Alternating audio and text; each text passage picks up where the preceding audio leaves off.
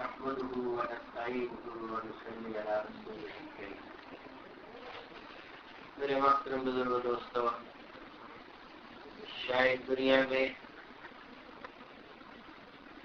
پھر زیادہ خوشی کی تقریب کوئی نہیں ہوتی. لوگ پتہ نہیں کن کن چیزوں کی خوشیاں مناتے ہیں.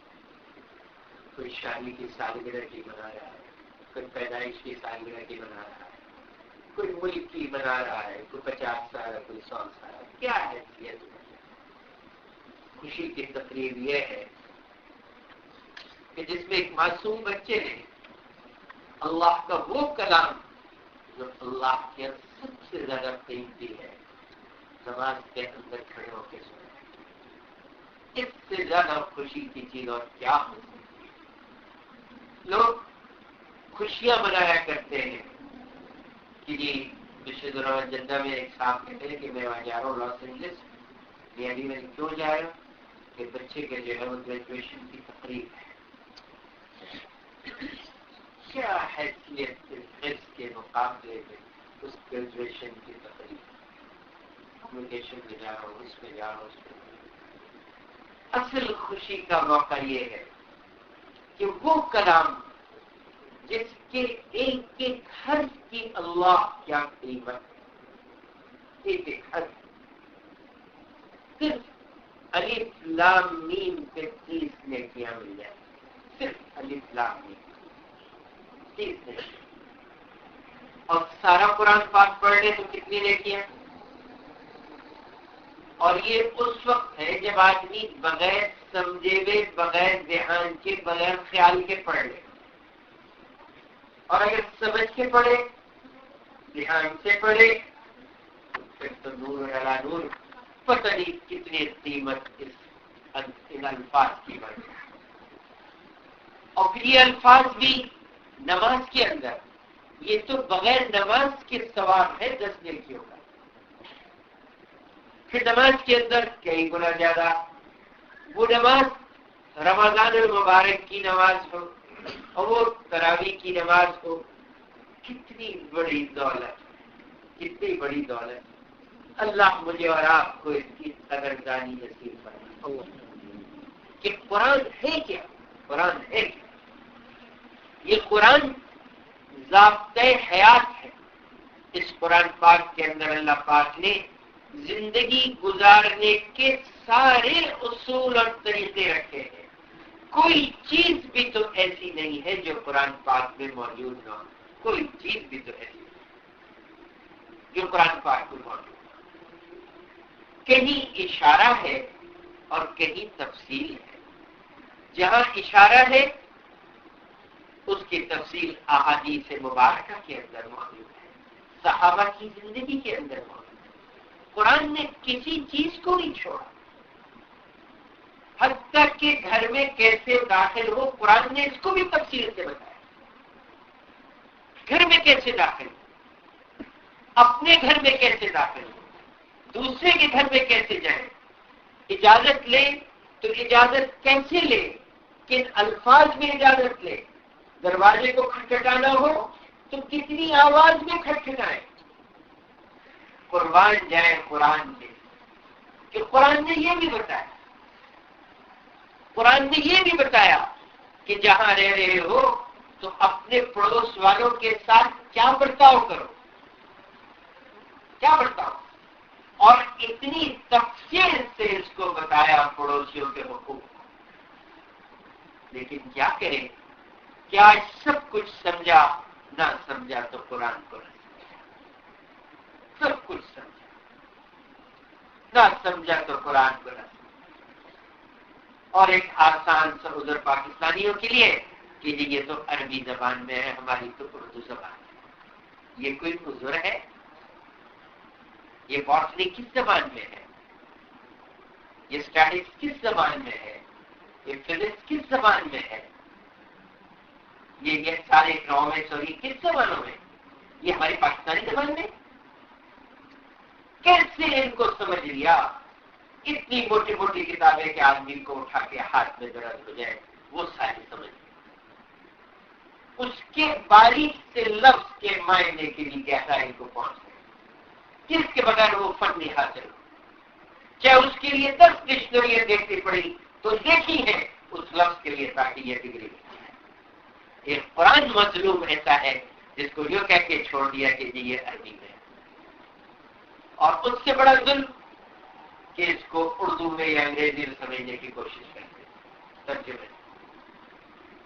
معاف کیجیے مجھے، برا نہ مانیے، اردو اور عربی انگریزی سے قرآن سمجھ میں نہیں آیا کرتا، بلکہ بعض دفعہ اور بہکنے کا اندیشہ ہو جاتا ہے، اور سینکڑوں بہک گئے اس میں۔ قرآن جو ہے، قرآن کی زبان وہ اردو میں سمجھا ہی نہیں جا سکتی، اور ایک انداز ہو جاتا ہے، کوئی سوجھ بوجھ کی ہو جاتی ہے۔ قرآن کے تو بعض الفاظ کو قرآن کے دوسرے الفاظ سے ہی سمجھا جاتا ہے، ترجمے سے نہیں سمجھا جاتا۔ اس لیے یہ بچہ ہمارا کیوں پڑھ رہا ہے مدرسے میں 8 سال، یہ بھی ترجمہ پڑھ لے، 8 سال یہ مدرسے میں پڑھیں گے، اس کے بعد مزید اس کو معلوم کرنے کے لیے اور 2-3 سال لگائیں گے۔ آپ کے لیے یہ تو بہت مشکل ہے، مشکل نہیں ہے، بڑا آسان، بس تھوڑے سے شوق کی بات۔ جس چیز کا شوق پیدا ہو جائے اس کو سیکھنا بڑا آسان۔ کراچی کے اندر جرمن لینگویج سکھانے کے بھی انسٹیٹیوٹ ہے، انگریزی کے مختلف ملکوں کے جو مختلف تلفظ ہیں ان کو سکھانے کے بھی الگ الگ انسٹیٹیوٹ ہیں، کہ امریکہ میں جاؤ تو کس انداز میں، آسٹریلیا جاؤ تو کس انداز میں، برطانیہ جاؤ تو کس انداز میں، جو کہ تینوں ملکوں میں انگریزی ہوتی ہے، لہجہ الگ۔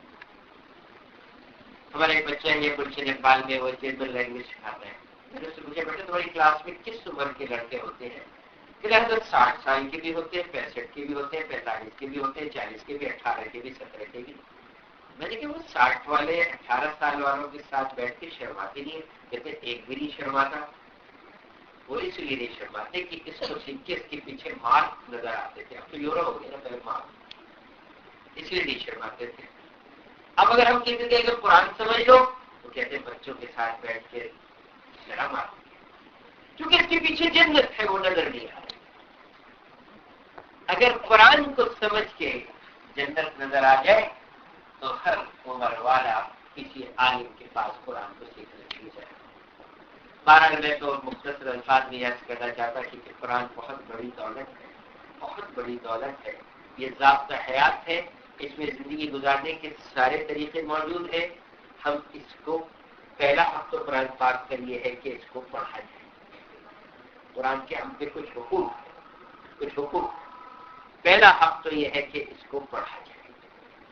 اگر ہم میں سے کسی نے اب تک قرآن پاک نہ پڑھا ہو تو کوئی بات نہیں، آدھا گھنٹہ کسی قاری صاحب سے وقت لے کے قرآن کو پڑھیں۔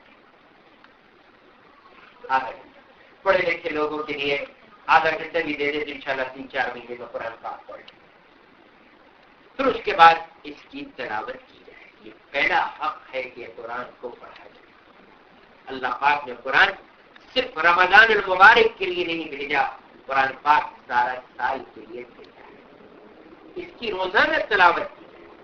خود حضور پاک علیہ الصلوۃ والسلام جن پہ قرآن پاک نازل ہوا، کبھی ایسا نہیں ہوا کہ آپ نے قرآن کی تلاوت کا نعرہ دیا۔ ایک دن آپ رات کو مسجد میں دیر سے تشریف لائے، جو آپ کا معمول تھا آنے کا دین سکھانے کے لیے، اس سے تھوڑا تاخیر سے آئے تو صحابہ نے پوچھا یا رسول اللہ آج آپ کو آنے میں دیر ہو گئی، تو آپ نے ارشاد فرمایا کہ میں نے جو قرآن کی مقدار مقرر کی تھی وہ پوری نہیں ہوئی تھی، اور اس کو پورا کیے بغیر کسی کام کو میں اس پہ ترجیح نہیں دے سکتا۔ ایک طرف دین سکھانے کا کام، دوسری طرف اپنی ذاتی تلاوت کا کام، ذاتی تلاوت کو قربان نہیں کیا حضور سے، اور ہم دنیا کے کاروبار کے لیے قربان کر دیں، راحت و آرام کے لیے قربان کر دیں، گھر والوں کی مشاغل میں لگنے کی وجہ سے قربان کر دیں، کتنی عجیب بات ہے۔ حضور علیہ السلام کے امتی کے شان کے خلاف ہے کہ اس پہ کوئی دن ایسا گزرے کہ اس نے قرآن نہ پڑھا۔ یہ امتی سے تو نہیں ہو سکتا ہے۔ ہاں، اس امتی سے ناشتہ چھوٹ سکتا ہے، کھانا چھوٹ سکتا ہے، نیند کم ہو سکتی ہے، لیکن امتی سے قرآن کی تلاوت کسی سے چھوٹ جائے یہ نہیں ہو سکتا۔ یہ امتی کی شان کے خلاف۔ اس لیے بھائی اب تک اگر قرآن کی تلاوت میں سارا سال کچھ کمزوری ہوئی ہے تو اسی ختم قرآن کی مجلس میں ہم توبہ اللہ سے معافی مانگتے کہ اللہ بڑی بڑی غلطیوں کو بھی معاف کر دیتے، اور تلاوت کا نہ کرنا بھی بڑی غلطی ہے، یہ بھی بڑی غلطی ہے۔ اور اسی مجلس میں نیت کر لیں کہ اللہ آج کے بعد سے مرتے دم تک قرآن کی تلاوت نہیں چھوڑوں گا، چاہے ایک رکوع پڑھوں لیکن پڑھوں گا۔ اللہ پاک کو وہ عمل پسند ہے جس میں پابندی کی ہے، چاہے تھوڑا۔ دیکھیے رمضان میں تو ماشاءاللہ روزانہ 5 سپارے اور 11 بجے تک چھٹے، چاہے 5 سپارہ پڑھے لیکن روز پڑھے، اس عزم کے ساتھ کہ ناشتہ چھوٹ جائے، کھانا چھوٹ جائے، تلاوت نہ چھوٹے۔ پھر دیکھیں اللہ پاک اس کا نور کیسا تھا۔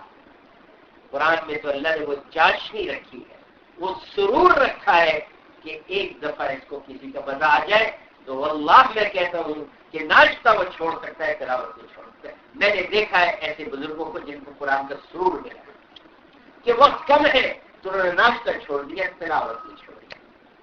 یہ ایسا سرور ہے کہ اندر ایک نشہ ہے۔ تو پہلا حق یہ ہے کہ اس کی تلاوت کی جائے، دوسرا حق یہ ہے کہ اس کو سمجھا جائے، سمجھا جائے۔ اس کی میں تفصیل عرض کر دی کہ تھوڑا سا وقت نکال کے کسی عالم کے پاس بیٹھ کے اس کو سمجھے تاکہ پتہ چلے تو قرآن کیا کہہ رہا ہے، یہ ہمارے ماں باپ کے بارے میں کیا کہہ رہا ہے، بیوی بچوں کے بارے میں کیا کہہ رہا ہے، رشتہ داروں کے بارے میں کیا کہہ رہا ہے۔ قرآن کو نہ سمجھنے کی وجہ سے یہ ساری ٹوٹ پھوٹ آج کل کسی کی چچا سے بول چال پر، اور کسی کے ماموں سے بول چال پر، کسی کی ماں باپ سے بول چال پر۔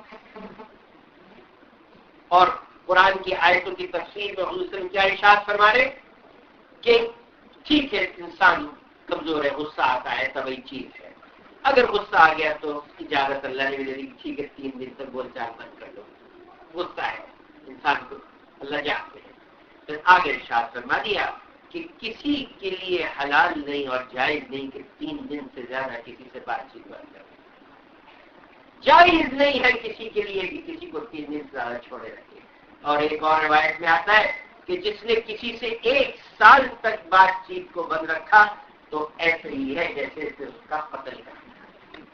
قتل کتنا بڑا ہو رہا ہے آج خاندانوں میں، سالوں سے بول چال بند ہے، خیال آئے کہ ہم قتل کے گناہ کر کے مرتکب ہوئے ہیں۔ اسی کا قرآن پتہ نہیں ہے کیا کہہ رہا ہے۔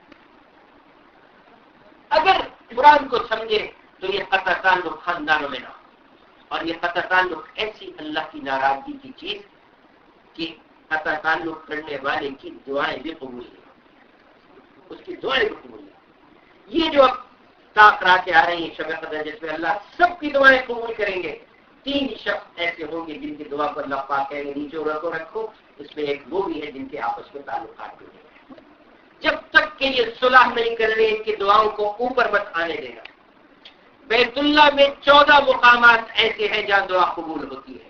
ملتزم پہ دعا قبول، حجر اسود پہ دعا قبول، بیت اللہ کے دروازے پہ دعا قبول، رکن یمانی پہ دعا قبول، حتیم کے اندر دعا قبول، نداب رحمت کے لیے پہ دعا قبول، مقام ابراہیم پہ دعا قبول، صفا یہ صحیح جو طواف کرتے ہیں جیسے اس کے اندر دعا قبول، مطاف پہ دعا قبول، صفا پہ دعا قبول، مروہ پہ دعا قبول، صفا اور مروہ کے درمیان چلتے ہوئے دعا قبول، زمزم پہ دعا قبول، عرفات پہ دعا قبول، مزدلفہ پہ دعا قبول، منی پہ دعا قبول، رمی جمرات شیطان کو کنگری مارتے وقت دعا قبول، طواف زیارت کے وقت دعا قبول۔ لیکن وہاں بھی ان کی دعا قبول نہیں ہوگی جن کا آپس میں جھگڑا ہے۔ اس لیے میرے بھائی اور دوستوں بزرگوں، خدا نخواستہ خاندان میں، رشتہ داروں میں، ملنے جلنے والوں میں، کاروباری تعلق کہیں کسی سے بول چال بند ہے تو اسی مجلس سے اٹھ کے معافی مانگ لیں تاکہ دعاؤں کے دروازے تو کھل جائیں۔ اگر وہ معاف نہ کرے تو پھر ان کا معاملہ ان کے ساتھ ہمارے لیے راستہ کھل جائے گا۔ جو کہ بعض واقعی ضدی ہوتے نہیں معاف کرتے، نہیں معاف کروں گا۔ ان کو پتہ نہیں کہ اللہ پاک کیا کہہ رہے ہیں، کہتے ہیں جو کسی ندامت کے بعد معافی مانگے اور وہ اس کو معاف کر دے تو اللہ پاک کہتے ہیں میں اس دن اس کو معاف کروں گا جس دن اس کو معافی کی ضرورت ہوگی، اور اگر وہ معافی مانگنے پہ معاف نہ کرے تو میں اس دن اس کو معاف نہیں کروں گا جس دن اس کو معافی کی ضرورت ہے۔ یہ جو اڑیل ہوتے ہیں نا کہ نہیں معاف کرتے، اللہ پاک کہتے میں نہیں معاف کروں گا اس دن کو معافی کی ضرورت ہوگی. اور اس سے زیادہ سخت لفظ جو حدیث پاک میں آتا ہے جس کو پڑھ کے میں تو کانپ جاتا ہوں کہ ایک شخص سے غلطی ہوئی ندامت شرمندہ ہے اور وہ کسی سے معافی مانگ رہا ہے تو یوں ارشاد فرمایا حضور صلی اللہ علیہ وسلم نے اگر وہ جھوٹ موٹ بھی کہہ رہا ہے تو معاف کر دو. تم جان رہے ہو کہ جھوٹ موٹ بھی کہہ رہا ہے تو معاف کر دو اور اگر نہیں کرو گے تو کل قیامت پہ حوض کوثر پہ میرے پاس مت آنا. اگر جھوٹ موٹ بھی کہہ رہا ہے تو معاف کر دو اگر نہیں کرتے تو کل حوض کوثر پہ میرے پاس مت آنا. اللہ کے لیے ہم محروم نہ ہو.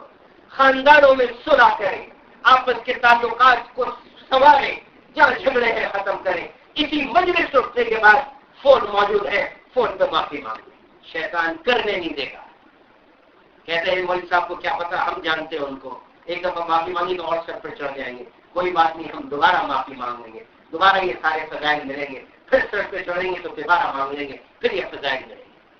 تیار ہے اس کے لیے؟ تو دوسرا حق یہ ہے کہ اس پہ عمل کیا جائے. تیسرا حق سمجھا جائے.